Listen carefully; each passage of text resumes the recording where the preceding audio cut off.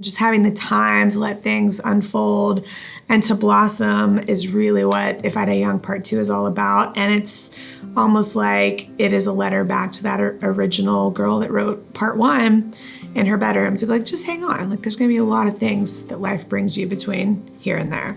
The first time that I really felt like a songwriter is probably when I was 15 years old. I had just started my first band in high school and was like so excited to play music with, you know, my friends and peers. I couldn't sleep the night before rehearsals. Like, I immediately fell in love with the live format. And so that came for me first. And then in about the mid-school year, I was like, I wonder if I could write a song. So I wrote this song. I can't even remember the name of it, but it was, of course, knowing me, it was like all minor chords, very moody. And to hear the band like rehearse a song that I had written was otherworldly for me. And that's really when I just got addicted to the craft of songwriting. I'm actually trying to remember the name of the song. The only thing that I remember is that the older, like our drummer's dad was very involved in rehearsing our band and kind of teaching us how to be a band. And he seemed to be impressed with it. He was like, is this the first song you've written? And I was like, well, yes, it is. But all I remember is that it was minor chords. I cannot remember the lyric to Save My Life, but it really was like the genesis of learning the art of melody and lyric and falling in love with that process. My early songwriting inspirations were whoever were writing Celine Dion songs. I really wanted to be her from the moment I was able to process who Celine Dion was. But probably in the singer-songwriter format, like Sarah McLachlan was very, very important to me. Specifically, 1996 was full of these really powerful female singer-songwriters that were kind of more on the alternative side of music, but today I would think that they would be country. Like Paula Cole, Where Have All the Cowboys Gone? Sean Colvin with Sunny Came Home. Like that year in music, really Building a Mystery with Sarah McLachlan's single that year. It was just a very definitive moment for me. And to this day, if I'm putting together a playlist and getting ready to go into sessions to write or go into cut with the band, I still have my like 1996 full female singer-songwriter, alternative powerhouse women that I like to play to get ready for sessions. I grew up in the Deep South, and I feel like there's so many good Southern Gothic lit writers, whether it's in poetry form, short story form. Flannery O'Connor is one of my favorites. A Good Man is Hard to Find. Has a lot of very grotesque morals that were all like the morals of life, but wrapped up in very kind of dark romantic stories. So I think that just kind of made its way into my ethos when it came to songwriting.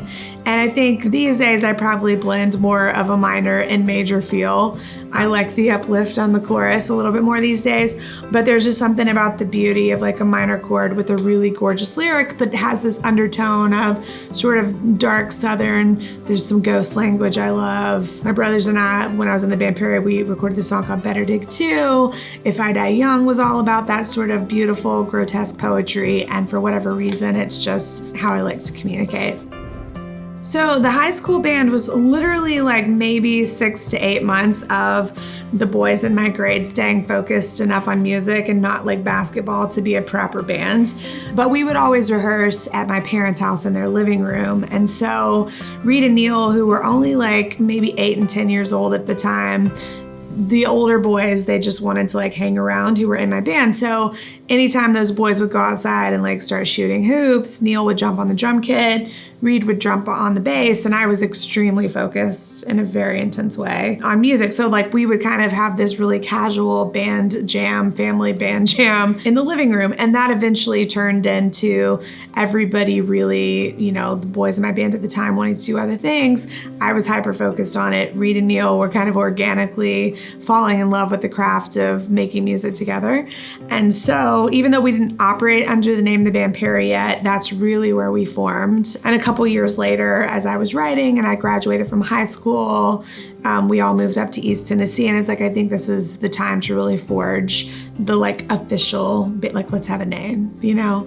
And it was in the season of MySpace. So there was already like the Perry band, and there were a million iterations with the name Perry. So finally it was like, there was no, the band's Perry. And so I was like, I guess will be our MySpace page and our band name. Reed and Neil and I had recorded this indie rock record with a couple of our friends from here in Nashville that we had been writing with. And I remember it was like 2 weeks of sessions, and Reed and Neil had been working on overdubs. We all went home one weekend to East Tennessee, and for whatever reason, just in my bedroom in East Tennessee, I wrote If I Die Young, the original version of the song. And it was so weird because it was completely different than everything that we had been cutting for 2 weeks. Like, it just was a whole different beast of a song. And I remember bringing it back into our producers when we resumed the next Monday, and they were like, well, we don't even have time to cut like a master of this, but let's at least get it down in demo form. So we did that, and then a guy who's a longtime hero of mine, Paul Worley, ended up getting his ears on that indie rock record. He had worked with the Chicks, he had worked with Lady A at the time, and you know, just was a part of so much country music that I loved and respected. So whatever Paul said, I was gonna go with. And so he heard this indie rock record, and he was like, look, I think that you guys are a rock band, and you should probably just go play clubs on the weekend and then haul all your gear back for the week and then go out the next weekend. But if your heart is set on like doing music professionally and doing it now, throw this project away. Except for If I Die Young, let's start with this. Let me get you with some Nashville songwriter friends of mine. Let me help listen for some pitches, and let's turn you into a country band. And so that just really resonated with me at the time and with us. And we learned 3-part harmony, and Neil picked up his mandolin, moved up front from the drum kit, and we just really spent that whole summer forging the Band Perry's sound and what would become our first album in country music. Yeah, If I Die Young, I think truly was the catalyst for us beginning and defining our career in country music. For me as a songwriter, and there have been a lot of different sounds that we've explored over the years in the Band Perry.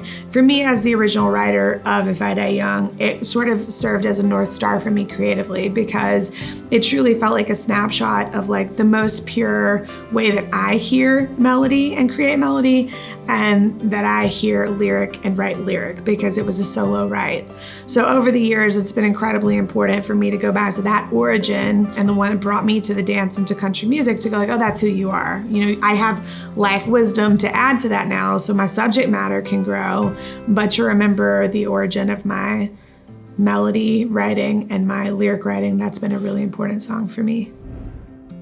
I don't know that I knew in the moment what compelled me to write If I Die Young. It was a very organic, almost like holy channel, because it was a really quick write for me. I was really influenced as a kid, and probably even longer than a kid, by Anna Green Gables. She's a very dramatic personality. She loved literature. There's a scene of her in the book and in the movie where she's like lying in this casket, and she's like, it's not a casket, actually, it was a canoe that she was pretending was her watery casket, and she was reading a Tennyson poem. She was like reciting it, and I just always found that scene so beautiful. And so whatever was going on in my mind this particular afternoon in East Tennessee, I was thinking about that scene, and was also just sort of contemplating all of these things that I wanted to see manifest in my life, from a relationship to my dream of music coming true. Nothing that had entered into the picture for me at that point. And it was paired with this thought of like, but if it all ends now, that can be beautiful too. So the chorus really came from just imagining what my funeral would be if it was mine to plan and I died young.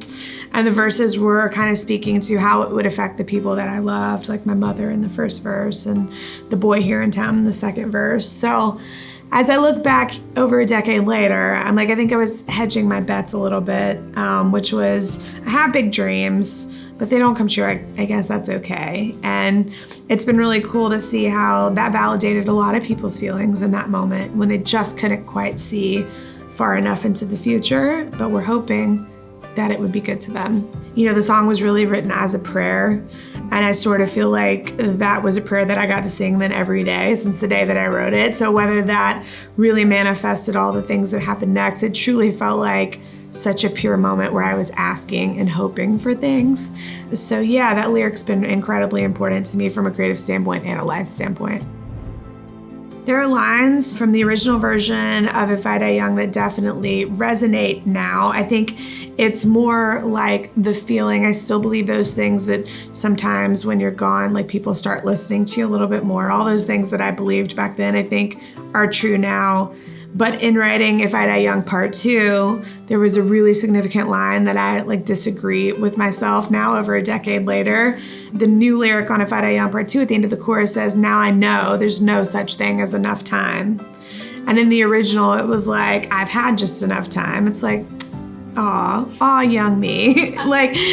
That's what you thought, and that's so sweet. But it's like life does get sweeter as we live it, and that comes complete with highs and lows. It's not just like, a rainbows and butterflies journey, because I definitely have a lot more hits and misses under my belt at this point, highs and lows, but sort of riding all of those waves and just having the time to let things unfold and to blossom is really what If I Die Young Part 2 is all about. And it's almost like it is a letter back to that original girl that wrote Part 1 in her bedroom to be just hang on. There's gonna be a lot of things that life brings you between here and there.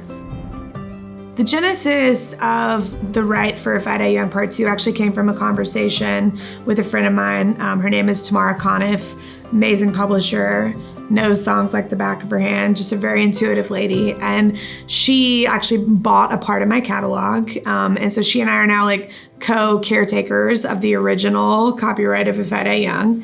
And so we were just celebrating our partnership last summer over coffee here in Nashville. And she was talking to me about the original version, where was your mindset that day? Why was that in your imagination? And she just sort of stopped sipping her coffee for a minute. And she was like, "Hey, have you ever thought about writing a part 2, interpolating the chorus and doing it from the perspective of the girl over 10 years later that didn't die young? I want to know what she's experiencing and what she's thinking about." And when she said it, it was just a really strong, lightning bolt moment for me.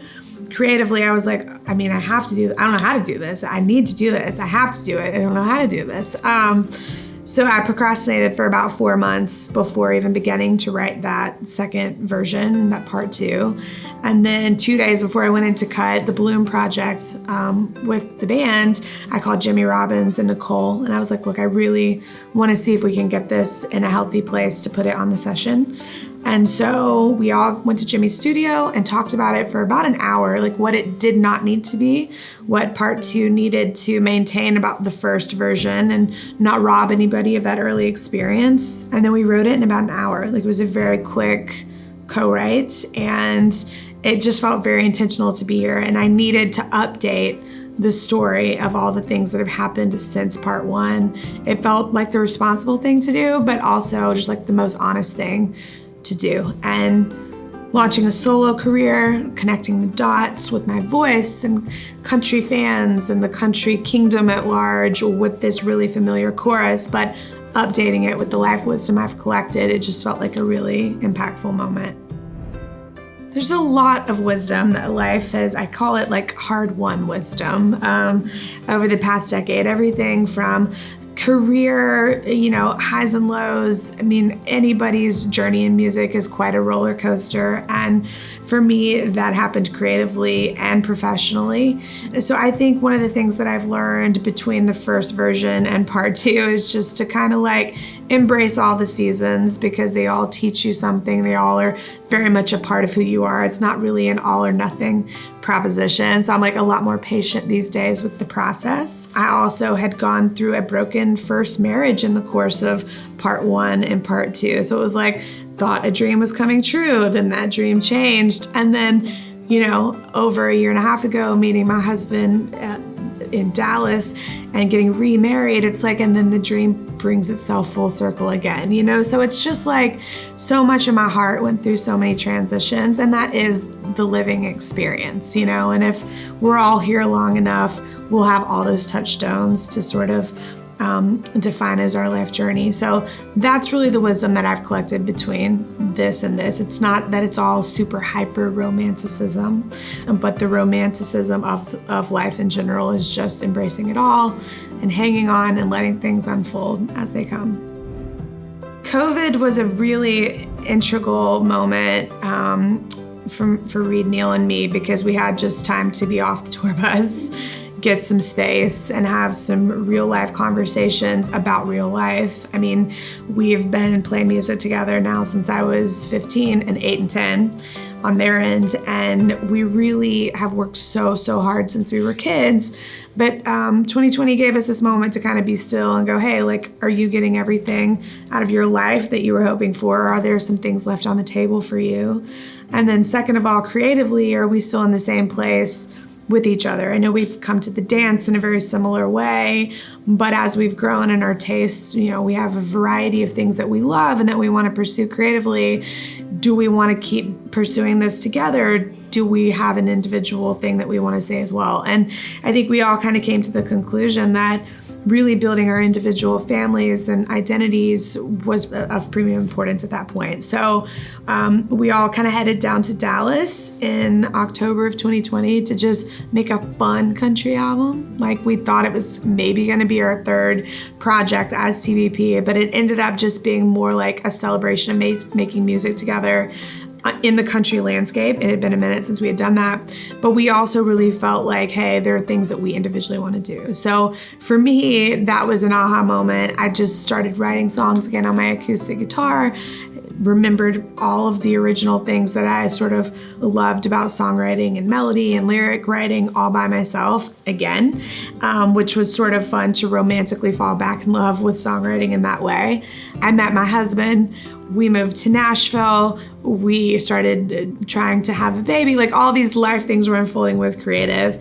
And I was like, I'm singing with a solo voice. Every co-write with my heroes here in Nashville finally was like, oh, I'm not speaking thinking about two other male voices around me. I'm like, this is my very transparent, womanly experience that I'm singing about now. And I think the songs really told me that I was writing a solo project, and it paralleled with kind of where I was with my brothers and where we were in life. Well, everything is blooming all at the same time. Music is blooming. I have a baby, which has also felt like a very appropriate thing. Like, he's here, so we need to acknowledge him in this whole process. But it really came from the line, and if I die young, that says, I've had time to bloom. And I do think that that's kind of a combination of outlasting the process and letting things unfold for us as individuals and humans, but also creating the space to be able to have things grow. There's some songs called like Cry at Your Funeral, Burn the House Down, that speak to a lot of intrinsic relationships and environments changing for me that I was living in real time over the last year and a half. And, you know, while sometimes those moments feel tumultuous, I was also very aware that, like, this is happening to create the space for all the things to come, you know, family to grow, music to grow. And so the Bloom project is really, I think, the most transparent lyric writing that I've done, because it was happening in such real time as things in my universe were shifting.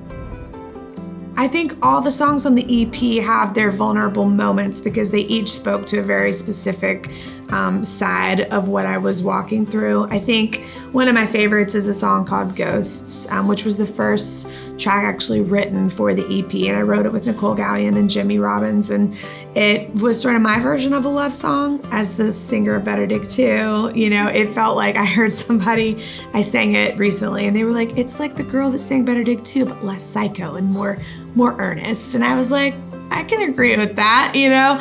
But I love it because it was the first song written for my husband. It was the first song that I was like, this is the Bloom project that we're making. Like, this is me singing in a solo voice.